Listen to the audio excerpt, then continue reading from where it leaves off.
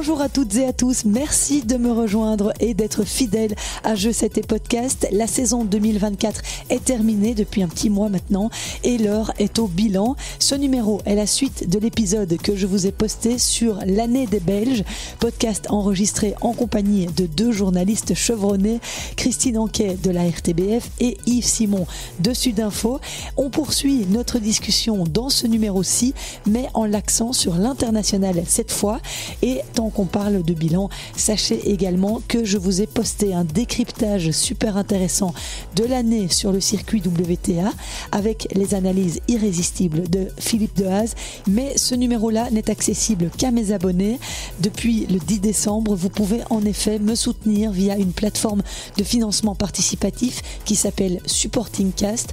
Vous trouverez les infos et les liens sur YouTube et sur mes réseaux sociaux. En échange, vous recevrez du contenu exclusif, minimum une fois par mois et plein d'autres avantages et surprises. Vendredi, c'est en compagnie de Christophe Vliegen que je décrypterai l'actualité, mais sur le circuit ATP. Cette fois, je sais combien vous adorez Christophe, alors c'est cadeau, ce sera pour votre Noël puisque je le mettrai en ligne le 23 décembre. Voilà pour ce que j'avais d'important à vous communiquer. Soyez les bienvenus à bord, c'est parti. Silence s'il vous plaît, les joueurs sont prêts.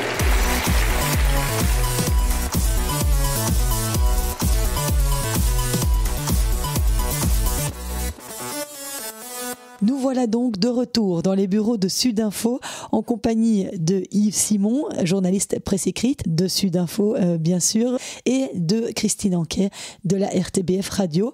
Ensemble, nous avons déjà pendant 45 minutes débattu de l'actualité tennistique au niveau belgo-belge dans un autre podcast à retrouver sur toutes les plateformes. Et dans ce numéro-ci, on va se concentrer sur l'aspect plus international des choses. Alors, il y a des faits qui ont été marquants en cette fin d'année. La retraite de Rafael Nadal, l'affaire de dopage de Yannick Sinner. Christine, est-ce qu'il y a un de ces faits qui t'a particulièrement marqué en cette fin d'année ? Il y a un événement qui a marqué tout le monde, c'est la retraite de Rafael Nadal. Ce que j'ai trouvé fou, c'est que la minute suivant l'élimination de l'Espagne, et je ne parle pas de la défaite de Rafael Nadal, c'est quelques heures après l'élimination de l'Espagne, j'étais sur les réseaux sociaux et j'ai vu 50, 60, 100 visuels extraordinairement bien faits. Je retiens celui de Roland Garros qui était encore meilleur que les autres, où on voyait le Rafael Nadal bien largement trentenaire qui prenait le jeune Rafael Nadal de 16-17 ans par l'épaule. Je trouve que ce visuel est extraordinaire. Mais tous les tournois, toutes les associations comme l'ATP, plein de médias ont sorti en rafale, la minute suivant l'élimination de l'Espagne, des visuels extraordinaires. Et ça m'a permis de me rendre compte vraiment que le monde entier vivait quelque chose d'identique en même temps. Et ça, c'est pas encore trop courant. Maintenant, on a chacun nos chaînes, on se dissipe un petit peu. Et quelques minutes après, il y a eu ce qui est pour moi une grosse déception, c'est la cérémonie, qui était presque exclusivement en espagnol, donc je n'ai pas compris, donc je n'ai pas été prise dedans. Tu parles pas espagnol ? Non. Et donc, j'espère vraiment, parce qu'il y a cette frustration, que j'ai pas été prise dans quelque chose de fort. Évidemment, on sait pourquoi, ils ont été pris de court, sans doute. L'Espagne n'était pas censée perdre au premier tour de la phase finale. Mais donc, j'attends avec impatience de voir ce que Roland Garros fera l'année prochaine, et j'espère qu'il y aura quelque chose. J'ai la même frustration pour Andy Murray. Il n'y a pas eu d'adieu, mais c'était normal, puisque là, il avait choisi de s'arrêter pendant les Jeux Olympiques. On n'allait pas faire 3 tonnes pour un joueur qui arrêtait sa carrière, alors que les Jeux Olympiques, c'est des événements partout, en rafale aussi. Donc, voilà, il y a le départ de Rafael Nadal n'a pas été un moment que j'ai vécu en comprenant bien ce qui se passait. Mais d'un autre côté, moi, je trouve que ça lui ressemble, son départ. C'est un gars qui n'a jamais voulu se mettre lui en avant. Il a toujours fait attention aux autres. Et quelque part, je comprends la frustration. Ça n'a pas été grandiose, mais je ne suis pas sûr que Rafa voulait ça. Il ne voulait pas... si on parlait de trucs de dingue... Oui, mais tu es obligé quand même. Non, on parlait de trucs de dingue. Moi, j'ai entendu dire, mais je ne sais pas si c'est vrai, que Obama allait arriver le jour de la finale, en espérant que ce soit une finale avec l'Espagne. Je ne suis pas sûr que Rafa voulait ça. Rafa, lui, il était là pour jouer la Coupe Davis. Il ils ont été battus. C'était pas le moment pour faire la fête. Et quelque part, ces adieux en espagnol, je ne vais pas dire en petit comité parce qu'il y avait du monde là-bas, mais c'était en espagnol avec sa famille, avec sa grande famille, avec les vrais fans. Pour lui, il voulait pas plus. Alors je peux comprendre la frustration des fans de ne pas avoir un truc exceptionnel. Mais moi, je trouve que voilà, ça lui ressemble, quoi. Mais je crois qu'on a tous été frustrés de ne pas avoir vu Federer et Djokovic. Oui, voilà. Mais c'était prévu, hein, c'était prévu. Oui, bien sûr. Enfin, en tout cas, Djokovic avait dit qu'il serait là. J'ai fait un podcast avec 2 journalistes français qui expliquaient un petit peu, qui étaient sur place à Malaga et qui disaient que c'était effectivement, tout le monde se regardait en se disant mais il n'y a personne dans les tribunes. Mais d'un autre côté, il était dans la grande famille. Et je suis d'accord, oui, un Federer ou un Murray, un Djokovic est présent. Mais d'un autre côté, voilà, moi je trouve, moi j'ai trouvé ça d'une simplicité vraie, et c'est ça qui m'a fait quelque part. J'ai pas vu un truc où il se sentait pas. Là, il était vraiment chez lui, et je trouvais ça génial. Moi, j'ai eu un coup de cœur beaucoup plus tôt dans l'année, quand j'ai vu une photo avec le papa de Rafael Nadal, qui était à Roland-Garros la semaine précédant le début du tournoi, et qui allait photographier la statue de son fils. Et sur la photo, on voyait le père de dos, si je me souviens bien. Donc, il aurait pu découper une photo dans n'importe quel magazine ou demander, évidemment, une photo aux organisateurs, aux responsables de Roland-Garros. Il a voulu faire la photo lui-même, et je trouve que ce cliché est assez représentatif de ce qu'était Rafael Nadal, c'est-à-dire et ce qu'est sa famille, c'est-à-dire une famille simple, de gens comme les autres, qui vivent normalement. Et je trouve que ça, c'est ma photo coup de cœur de l'année, c'est le papa de Rafael Nadal qui prend la photo, cette fameuse statue qui existe depuis quelques années à Roland-Garros. Et pour embrayer, la mienne, c'est celle de Rafa qui passe son filet à son académie quand il a fini de s'entraîner cette année. Un bel exemple. Voilà. Il y a aussi Rafael Nadal qui passe sur la passerelle au tournoi de Rome pour dire au revoir aux spectateurs italiens. Il y a des milliers de personnes sous cette passerelle. Quand on écoute la vidéo et qu'on la voit, c'est hallucinant. Ouais. Voilà pourquoi, après, j'étais un peu frustrée des adieux où il n'y a pas ça, quoi. Maintenant, je pense où il y avait ça, mais que je n'ai pas compris, parce qu'il fallait parler espagnol. Voilà. Et je ne parle toujours pas. Maintenant, je pense qu'il aura vraiment une grande messe à Roland-Garros. C'est ce que les journalistes français m'ont expliqué. Ça se prépare. Encore là, on avait dit aussi, s'il y aurait une cérémonie à Roland-Garros, parce que ça s'est avéré, c'était son dernier Roland-Garros. On ne le savait pas trop non plus. Il était encore toujours indécis. Mais encore là, on voit le réflexe Nadal, c'est de dire à Amélie Mauresmo, je ne veux rien parce que je ne sais pas où je vais et tout ça. Donc tout se tient quelque part. Et effectivement, je pense que l'année prochaine, il y aura quelque chose, mais quelque part là, ce sera un événement qui ne va pas gommer l'événement. Et donc on va dire il y aura une cérémonie, et alors là ce sera génial, mais Rafa n'a jamais voulu empiéter sur l'événement, et ça je trouve et c'est l'éducation qu'il a reçue, et c'est ce qui fait aussi que il s'est jamais pris pour un autre et qu'il est resté toujours la personne. Enfin moi Nadal, c'est le gars humble, et Christine est témoin de ça. C'est le gars humble qui, quand il a fini une conférence de presse, remercie les journalistes, remercie celui qui l'a accueilli, et remercie la dame qui est en train de transcrire ce qu'il vient de dire, parce que voilà, elle fait son job, et ça c'est exceptionnel. Il n'y en a pas beaucoup. Hein. Novak Djokovic donne des chocolats. J'ai reçu un chocolat de Novak Djokovic. Lors du dernier tournoi de la saison, qui est le Masters. Je pense qu'il fait les deux. Quand il gagne, évidemment, c'est après la finale. Et cette année, il n'en a pas gagné beaucoup. J'ai reçu des chocolats à son premier match, ou sa première conférence d'avant-tournoi, il y a, je ne sais plus quelle année, alors, à Melbourne. Le dernier match au Masters, c'est le premier match en Australie. Et donc, comme je me mets souvent devant pour bien voir les gens, donc je ne m'attendais pas s'il sorte sa boîte de chocolat, mais j'ai reçu un des premiers chocolats de Novak Djokovic, c'est sympa. Et il ose donner des chocolats à des journalistes belges et suisses. Oui, mais voilà. Maintenant, je ne sais pas ce qu'il y avait dedans. Ah, tu l'as goûté, j'espère. Oui, c'était bon, ça va. Il mettait son eau, l'eau tirait partout dedans. Bon, si on parle de Djokovic, on va plutôt parler de déception. Mais quel est le joueur qui vous a le plus marqué cette saison, ou qui vous a le plus impressionné chez les hommes sur le circuit ATP ? Il n'y aura pas de secret là-dessus. En fait, je ne mets pas Djokovic dans les déceptions parce que je suis sûre que lui n'est pas déçu de son année. Il a gagné ce qu'il a voulu gagner. Il avait un seul objectif cette année. Vrai. Et il l'a concrétisé, ce qui laissera à Novak Djokovic une immense bonne impression sur sa saison. Sa saison, sa saison, elle est réussie grâce à ça. Ouais. Maintenant, il va falloir qu'il passe à autre chose parce qu'il l'a eu. Et la façon qu'il a choisi de passer à autre chose, se remotiver, elle est incroyable. Ça a surpris tout le monde, ça, oui. Se lier à Andy Murray, personne ne peut dire maintenant je m'y attendais, c'est pas vrai. Et ça, c'est une super façon de retrouver la motivation parce qu'il y a quelque chose qui va le challenger, le booster.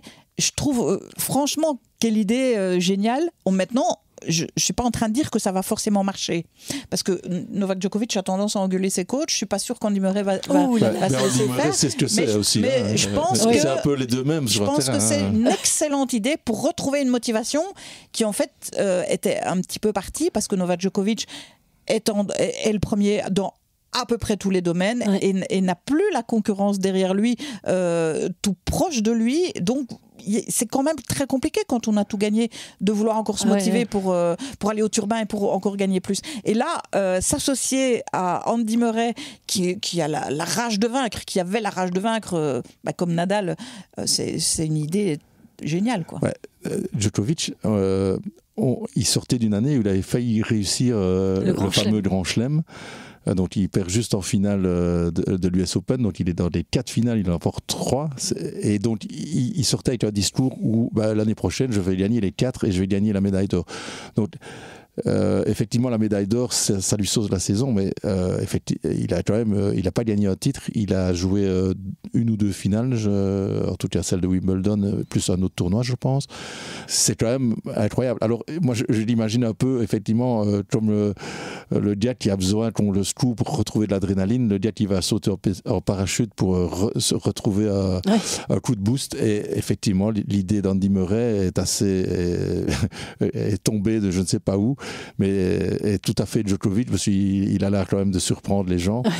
Et c'est un truc, vraiment le truc, je crois que c'est Brisbane, le premier tournoi. J'ai vraiment envie de voir ce que ça va donner, voir comment il va se comporter, parce qu'effectivement, Andy Murray sait ce que c'est d'engueuler son coach.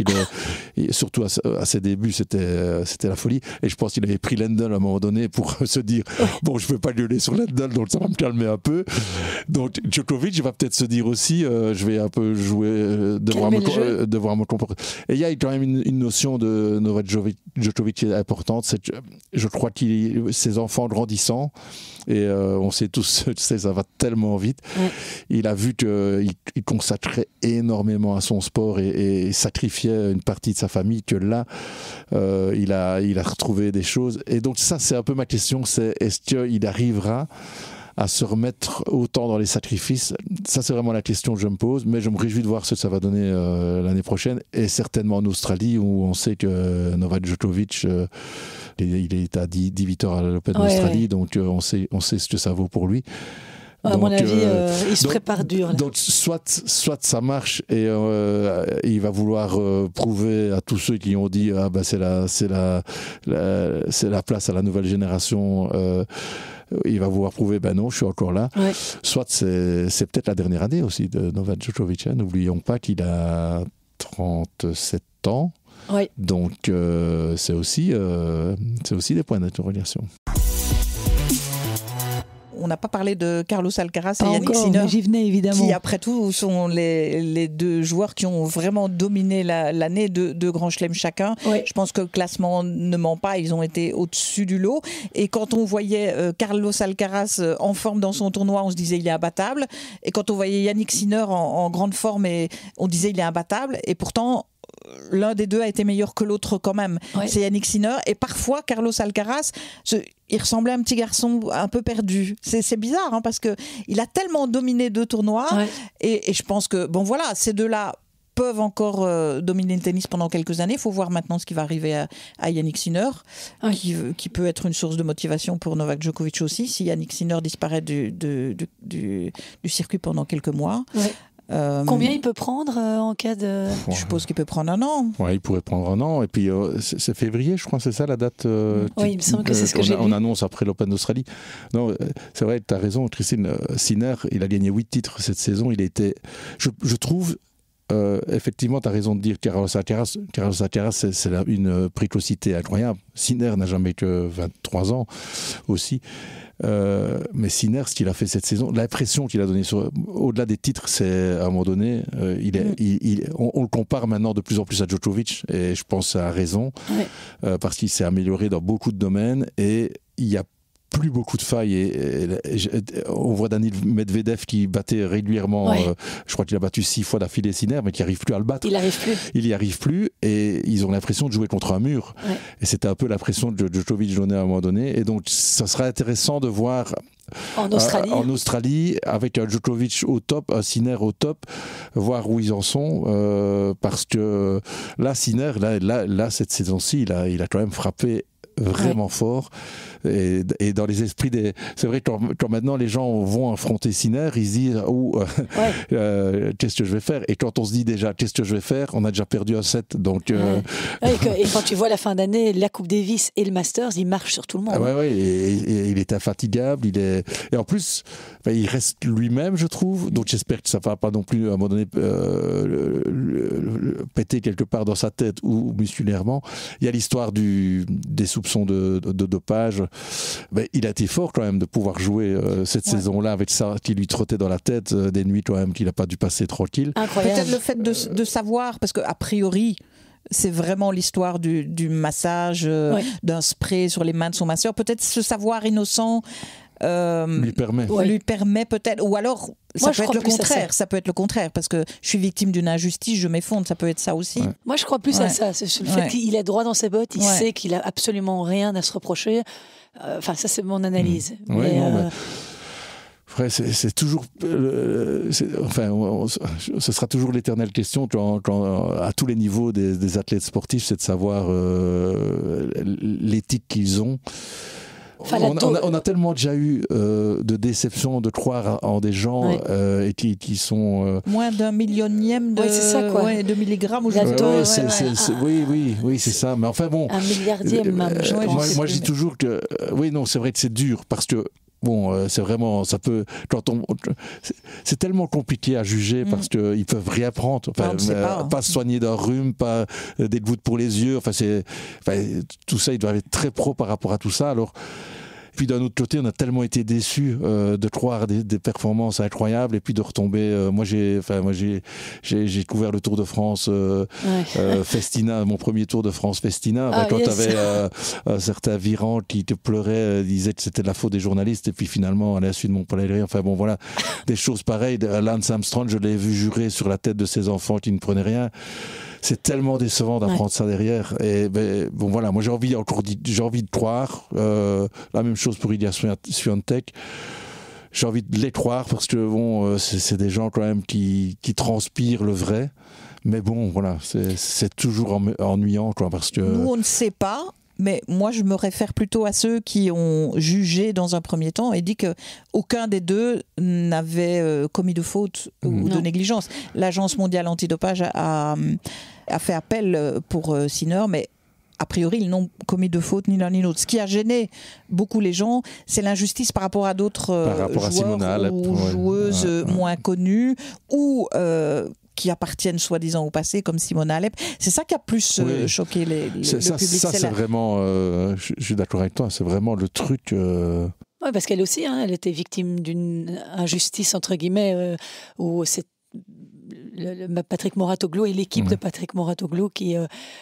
c'est énorme ce qu'on lui a fait, Simona, c'est vrai. Et tu as raison de dire, les moins loin.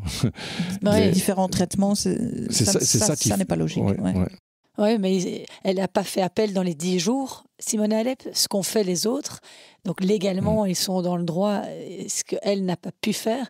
Sur ce coup-là, il n'y a pas de traitement de faveur. Ils ont fait appel dans le laps de temps qui était autorisé. Enfin, le moment où elle a été suspendue, à un moment donné, c'était combien 4 ans. C'était 4 ans, puis ça a été réduit à 1 an, puis c'était 9 mois. Mais le temps qu'elle a dû attendre sa réponse, même si tu dis, elle a peut-être commis l'erreur de ne pas aller en appel, mais quelle brutalité. Alors que Sinner, lui, a pu jouer les jeux, a pu jouer toute sa saison. Voilà, j'espère que on va pas arriver à quelque chose d'autre derrière, parce que ça c'est quand même quelque chose de terrible pour le sport. Côté féminin, Christine, ça a été quoi? Toi, tes meilleurs moments, en tout cas la joueuse qui t'a le plus fait effet en 2024? Mais c'est forcément celle qui est en haut du classement, Aryna Sabalenka, qui en plus de ses qualités tennistiques a cette joie de vivre alors qu'elle n'a pas connu une année toujours facile.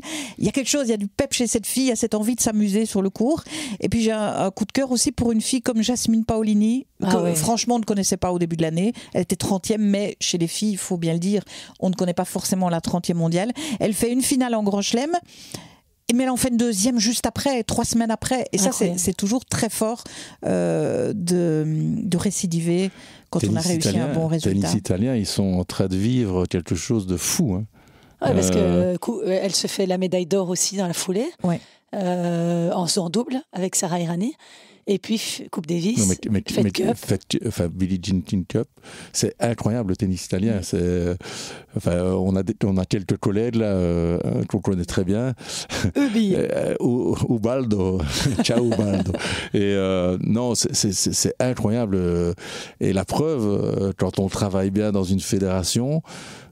Pas que dans une fédération, je pense qu'ils ont compris, la fédération a compris le travail à la fois de le privé et de temps en temps donner un coup de main, ça fonctionne.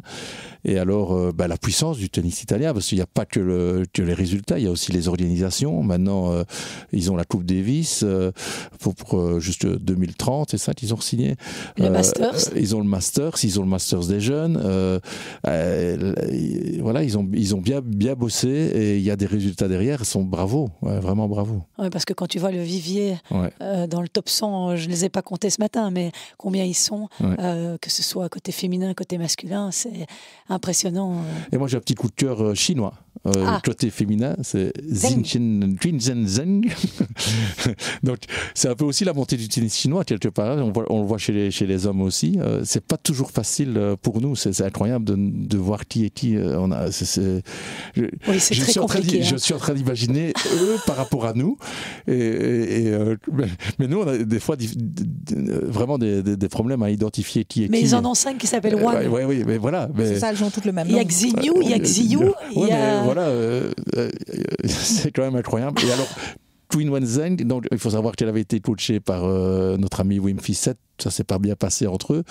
Elle s'est pas effondrée. Donc derrière, elle a voulu montrer qu'elle était là. Et voilà, elle est, je crois, quatrième mondiale, ou 5e mondiale. Kokogo.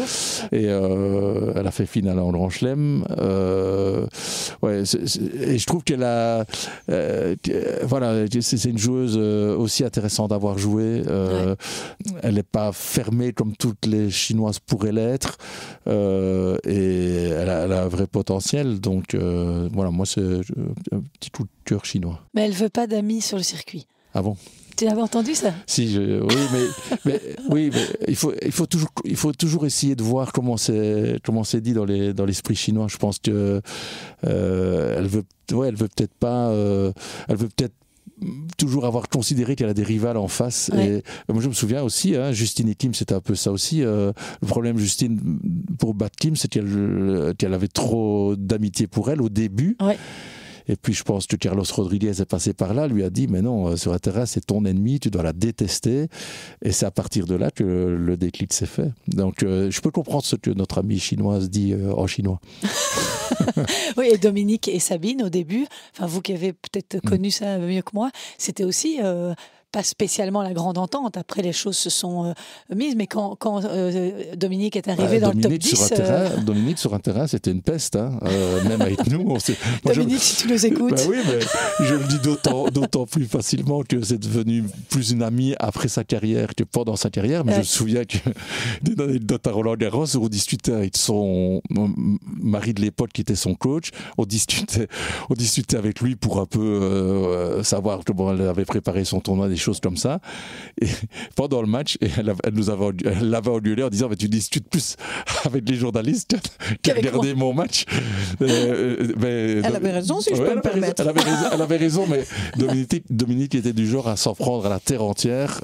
Mais c'était ça c'est ça qu'il y a à voir. Voilà, encore une fois, ce qu'on voit sur le terrain, c'est de voir quelqu'un qui a envie de défoncer tout le monde, et la chaise de l'arbitre, et le filet, et l'adversaire, et les journalistes, mais qui finit par gagner son match parce qu'elle a envie et qu'elle a rage. Et ça, c'était Dominique, mon ami, qui effectivement, et Sabine était plus cool à ces potes-là.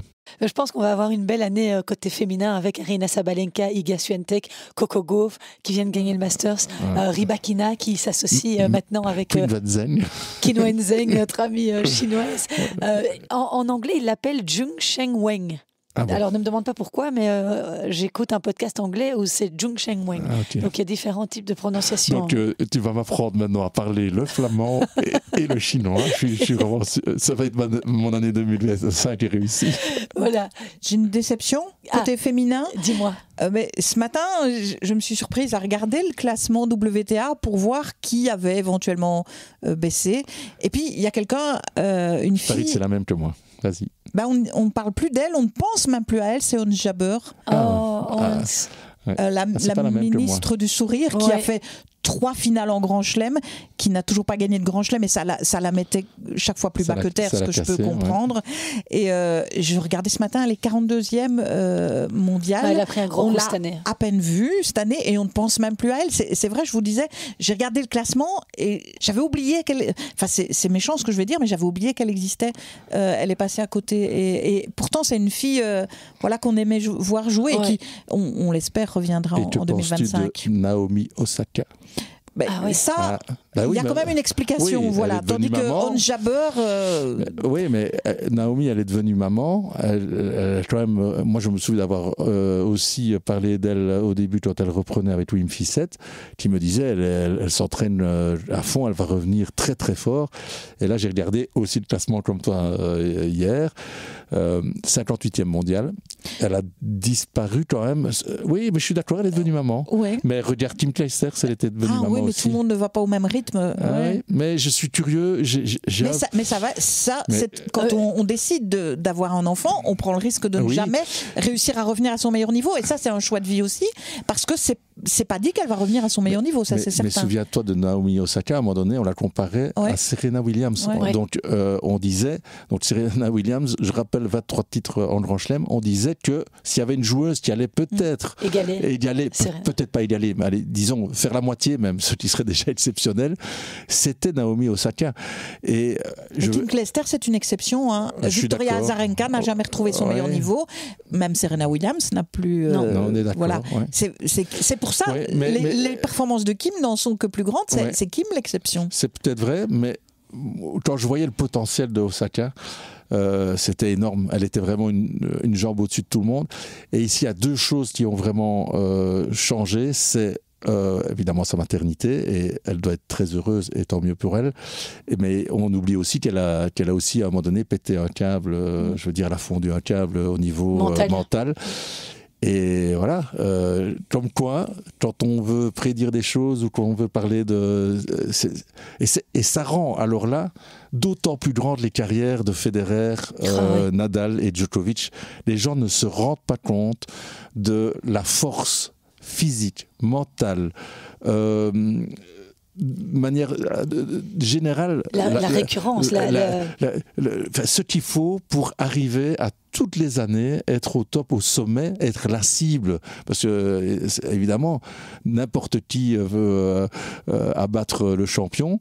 C'est incroyable d'avoir eu ces 3 joueurs-là à ce niveau-là autant d'années. Je pense que, on l'a déjà dit 1000 fois, mais et c'est génial d'avoir pu le vivre en vrai, quoi. On a eu une chance incroyable et on avait vécu avant des Pete Sampras au tout début, Björn Borg, McEnroe, on avait dit quand ceux-là seront partis et donc c'est pourquoi c'est aussi une des réflexions de se dire il y a toujours derrière, il y a toujours, et là on est déjà en train de parler de Sinner, Alcaraz qui est précoce, plus précoce et on a même oublié un truc qui est fou, on a oublié Sacha Zverev qui il a été hyper présent. C'est parce qu'il n'a toujours pas de grand chelem, c'est pour ça qu'on mais il a été ne le hyper cite présent pas. et il est deuxième mondial. Exact. Ouais. Je serais curieux de voir tous les gens leur demander qui est le numéro 2. Tout le monde va dire Sinner Alcaraz. Ouais. Mais c'est notre ami Sacha Zverev qui a été battu par David Goffin cette année. On parle des grands qui ont une longévité incroyable. Moi, j'ai envie de tirer un petit coup de chapeau à ceux qui se battent encore et toujours, genre Stan Wawrinka, genre Berrettini, le type le plus malchanceux du monde, ou avec Del Potro pour les blessures, Nishikori, enfin tous ces gens-là qui aiment le tennis, mais Dominique c'est vraiment Thiem, Dominique Thiem, retraité depuis cette année. Coup de chapeau à ces gens qui aiment tellement le tennis, qui sont des formidables joueurs qu'on va sans doute oublier parce qu'ils ont vécu aussi. Il y a un Dimitrov, lui, il est revenu, aussi. Il a retrouvé son niveau, mais c'est tellement compliqué. Mais ces gens-là, franchement, chapeau, parce que ils aiment tellement le tennis, qu'ils aiment tellement se battre, ils aiment tellement se faire mal à l'entraînement. Venus Williams joue toujours, mais officiellement elle n'a jamais arrêté. Officiellement elle n'a jamais arrêté, mais enfin on la verra plus, on sait quand même. Non. Mais voilà. Elle attend ta retraite. Ce sont ces gens-là qui font le circuit aussi. Je serais peut-être retraité avant elle. Tu crois? Je ne sais pas, mais il y a plein de gens qui n'ont jamais annoncé leur retraite. Soderling n'a jamais annoncé sa retraite. Il y en a plein. Moi, je me faisais la réflexion l'autre jour. Maintenant, ils vont pas me revenir, mais il y a plein de gens qui n'annoncent jamais leur retraite en fait. On arrive à la fin de ce podcast bilan de l'année. Alors, par rapport à 2025, puisqu'on y est, dans quelques jours, ça y est, et l'Open d'Australie est à nos portes dans quelques semaines à peine. Comment vous voyez l'année 2025 ? Est-ce que vous pensez que ça va être du Sinner Alcaraz ou bien il y en a qui vont jouer les troubles fêtes ? Si vous deviez donner un petit pronostic, allez, pour l'Open d'Australie, côté fille, côté homme. Moi, je mets Djokovic. Parce que je pense que ce serait symbolique du fait qu'il n'est pas fini. Et surtout, il ne faut pas l'enterrer. Ah non, ça c'est sûr. Et Aryna Sabalenka qui conserve son titre. Parce que l'Australie, il ne faut pas oublier que c'est son tournoi. Alors, il ne va pas le louper chaque année. Il ne lui reste plus beaucoup d'années. Mais je pense qu'il peut encore en mettre un petit des tournois Grand Chelem. Et c'est celui-là qu'il gagnera plus facilement avec plein de guillemets. Oui. Moi, je ne suis pas d'accord. Mais tant mieux. Mais de toute façon, je vous ai dit, Madame Irma, j'aime pas. Moi, je vois Sinner vraiment. J'ai tellement été marqué cette année par sa saison. Et Djokovic, j'ai l'impression il a un peu raté les trains. Et quand on rate les trains, c'est difficile de rattraper l'autre station. Et bien, c'est Djokovic, je l'entends bien. C'est Djokovic et c'est avec Murray, donc je suis curieux de voir ça. Mais j'ai un peu l'impression que Sinner, maintenant, a vraiment dépassé a mis vraiment une barre encore plus haut. Par rapport à Alcaraz aussi, tu trouves ? Aussi par rapport à Alcaraz, oui. Je pense Djokovic a encore cette faculté de viser un objectif. Il l'a montré au jeu. Oui, on est d'accord, mais maintenant, Sinner sur dur, alors certainement en indoor, mais sur dur, Sinner est devenu un monstre. Et Djokovic l'est certainement, et certainement à Melbourne, mais maintenant, je pense qu'il va commencer un peu à voir un peu ses limites. Maintenant, Djokovic, il a tellement... Il y a tout le package de Djokovic. Il y a aussi l'aspect psychologique qui peut détruire, qui est extrêmement destructeur. Ouais. On le sait, on sait comment il est, on le sait chaque fois. Mais c'est terrible, quoi. Ouais. Il a gagné 2 fois avec une déchirure à la voilà, exactement. Il peut encore gagner. Voilà, exactement. Cette force-là, elle est incroyable. Mais bon, moi, je pense Sinner. Et chez les filles, Sabalenka a un peu le même. Elle a tellement une force de frappe incroyable. Je me réjouis quand même et j'espère que notre ami Swiatek va. Parce qu'on a vu qu'elle était plus touchée par son affaire que Sinner. On a vu qu'à partir de Roland Garros, derrière, il n'y a plus grand-chose. Oui, parce qu'il va falloir affronter les médias, voilà, il va falloir affronter la pression. Exactement, elle est plus fragile, je pense. D'ailleurs, elle avait quand même un coach mental, c'était pas pour rien et c'est très bien. Ça va lui être utile. Mais j'aimerais bien voir son association avec notre ami Wim Fissette qui va certainement pas l'améliorer sur terre battue, elle en a pas besoin, mais qui va vraiment la pousser à aller plus loin sur dur et certainement aussi sur gazon. Et j'aimerais bien le voir ce que ça peut donner, parce que ça reste une joueuse différente. Voilà, Sabalenka, elle est incroyable sur un court, mais voilà, si je dois regarder un match, je préfère regarder Iga Swiatek. Ouais. Mais je ne peux que vous remercier de ce temps que vous m'avez accordé pour parler de tennis. C'était super intéressant de faire ce bilan. Est-ce que vous avez apprécié, j'espère? Oui. Ah bah oui. Christine, elle s'est endormie. Mais non, je suis fascinée. Non, merci beaucoup. C'était vraiment très chouette. Et je vous retrouve avec plaisir en 2025. On a quand même la Coupe Davis qui va être... Le BWay Open avant. D'abord, le BWay Open. Ouais. Alors là, c'est un grand rendez-vous. Un grand rendez-vous. On espère que... Oui. On espère ne pas voir Zizou et ne pas voir David, parce que ça veut dire qu'ils sont toujours à Melbourne. Évidemment. En fait, on espère ne pas voir nos joueurs. Désolé pour les organisateurs. Non, c'est sûr. Mais bon, s'ils y sont... on espère qu'ils iront jusqu'au bout. Je crois qu'il y a un truc qui ferait vraiment un grand bien à Zizou Berg, c'est de remporter un tournoi chez lui. Et ça, je pense, ça peut le booster. Et d'ailleurs, c'est ce qu'il voulait à Anvers. Ouais.